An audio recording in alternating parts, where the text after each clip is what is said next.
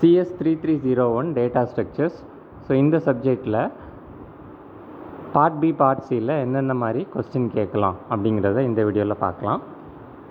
Unit 1 பொறுத்த வரைக்கும் polynomial எடிட்டி அண்ட் சிங்கிள் லிங்க் லிஸ்ட் இந்த ரெண்டும் நல்லா படிச்சுக்கோங்க. ஸோ சிங்கிள் லிங்க் லிஸ்ட் படிச்சுட்டு டபுள் லிங்க் லிஸ்ட் கேட்டாங்க அப்படின்னா சிங்கிள் லிங்க் லிஸ்ட்டை வச்சுட்டு அப்படி கொஞ்சம் டபுள் லிங்க் லிஸ்ட் பார்த்துக்கோங்க. பட் சிங்கிள் இங்கிலீஷ் நல்லா படிச்சிட்டிங்க அப்படின்னா டபுள் இங்கிலீஷ் வந்து அதே மாதிரி தான் வரும். ஸோ அது வந்து நீங்கள் ஈஸியாக எழுதிடலாம். இந்த 3 கொஸ்டின் நல்லா படிச்சுக்கோங்க. அரே வந்து ஜஸ்ட் என்ன அப்படின்னு தெரிஞ்சுக்கோங்க. Maybe array deletion and incision, அந்த அரே டெலிஷன் இன்செஷன் டிஃபிகல்ட்டினால தான் நம்ம சிங்கிள் லிங்க்லிஸ்ட்டுக்கு வர்றோம், லிங்க்லிஸ்ட்டுங்கிற கான்செப்டுக்கே வர்றோம். ஸோ அரேயோட டிஸ்அட்வான்டேஜ் என்னன்னு மட்டும் தெரிஞ்சுக்கோங்க. இந்த 3ஐயும் நல்லா படிச்சுக்கோங்க. செகண்ட் யூனிட் பொறுத்த வரைக்கும் ஸ்டாக் அண்ட் கியூ, அதே மாதிரி அந்த அப்ளிகேஷன் ஆஃப் ஸ்டாக் வந்து ரொம்ப இம்பார்ட்டன்ட். அதில் அந்த 3மே வரும். Balancing simple, evaluating arithmetic expression, அதுக்கப்புறம் infix to postfix conversion. இந்த 3மே அப்ளிகேஷன் ஆஃப் ஸ்டாக் தான். அப்ளிகேஷன் அப்படின்னு நான் காமனாக கொடுத்துருக்கேன். ஸோ இந்த 3ஐயுமே படிச்சுக்கோங்க. பார்ட் சியில் கூட இந்த கொஸ்டின் கேட்கலாம். அதே மாதிரி ஸ்டாக் எடிட்டி, கியூ எடிட்டி அது என்னன்னு மட்டும் தெரிஞ்சுக்கோங்க. சிங்கிள் இங்கிலீஷ் நல்லா படிச்சிட்டிங்க அப்படின்னா அதை வச்சுட்டு இந்த ஸ்டாக் எடிட்டி, கியூ எடிட்டி வந்து நம்ம எழுதிடலாம்.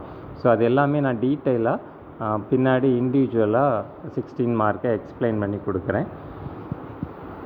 தென் யூனிட் 3 பொறுத்த வரைக்கும் ட்ரீ ட்ராவர்சல் ரொம்ப இம்பார்ட்டன்ட். அதில் ப்ராப்ளம் கூட கேட்கலாம். அதே மாதிரி ஏவிஎல் ட்ரீ நல்லா படிச்சுக்கோங்க. பைனரி ஹீப் படிச்சுக்கோங்க. ஏவிஎல் ட்ரீ நீங்கள் படிச்சிட்டிங்க அப்படின்னா பைனரி சர்ச் ட்ரீ அதை வச்சுட்டே நீங்கள் எழுதிடலாம். ஸோ ஏவிஎல் ட்ரீயில் பேலன்சிங் ஃபேக்டர் அப்படிங்கிற ஒரு எக்ஸ்ட்ரா ஒரு டேட்டா மட்டும்தான் வரும். அது வந்து பைனரி சர்ச் ட்ரீயில் வராது, அவ்வளோதான். ஸோ இப்போ ஏவிஎல் ட்ரீ நல்லா படிச்சிட்டிங்கன்னா நீங்கள் பைனரி சர்ச் ட்ரீன்னு கேட்டால் கூட நீங்கள் அதை எழுதிடலாம். அதே மாதிரி பைனரி ஹீப் அப்படின்னா என்னென்னு தெரிஞ்சுக்கோங்க. அதே மாதிரி யூனிட் 4 பொறுத்த வரைக்கும் அந்த 3 அல்காரிதம்ஸ் நல்லா படிச்சுக்கோங்க. டிஜிஸ்ட்ரா அல்காரிதம், பிரிம் அல்காரிதம், கிரெஸ்கல் அல்காரிதம். இந்த 3 அல்காரிதம் நல்லா படிச்சுக்கோங்க. இந்த 3 அல்காரிதமில் கண்டிப்பாக ஒன்று கேட்பாங்க. மேபி அது பார்ட் சியில் கேட்டுட்டாங்க அப்படின்னா பார்ட் பியில் வந்து பிஎஃப்எஸ், டிஎஃப்எஸ் அதாவது கிராஃப் ட்ராவர்சல் கேட்குறதுக்கு சான்சஸ் அதிகம்.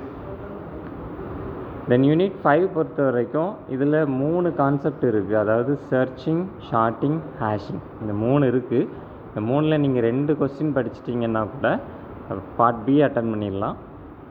ஸோ பார்ட் சியில் மேபி ஷார்ட்டிங் கேட்குறதுக்கு வாய்ப்பு இருக்குது. ஸோ அதனால் அந்த 3ஐயுமே நல்லா படிச்சுக்கோங்க. அதாவது searching, linear search, binary search ஏற்கனவே லாஸ்ட் இயர்லேயே படிச்சிருப்பீங்க. சர்ச்சிங் படிச்சுக்கோங்க. ஹேஷிங் வந்து ஜஸ்ட் தியரி தான். ஸோ அதனால் அதை நல்லா படிச்சுக்கோங்க. ஹேஷிங், ஷார்ட்டிங் பொறுத்த வரைக்கும் மெர்ஜி ஷார்ட் ரொம்ப இம்பார்ட்டன்ட். ஸோ மெர்ஜி ஷார்ட்டை நல்லா படிச்சுக்கோங்க. மேபி பார்ட் சியில் கேட்குறதுக்கு வாய்ப்பு இருக்குது. Merge sort, insertion sort, selection sort, இந்த 3 எல்லா ஷார்ட்டிங் இல்லைனாலும் இந்த 3 ஷார்ட்டிங்கை அட்லீஸ்ட் படிச்சுக்கோங்க. Thank you to all.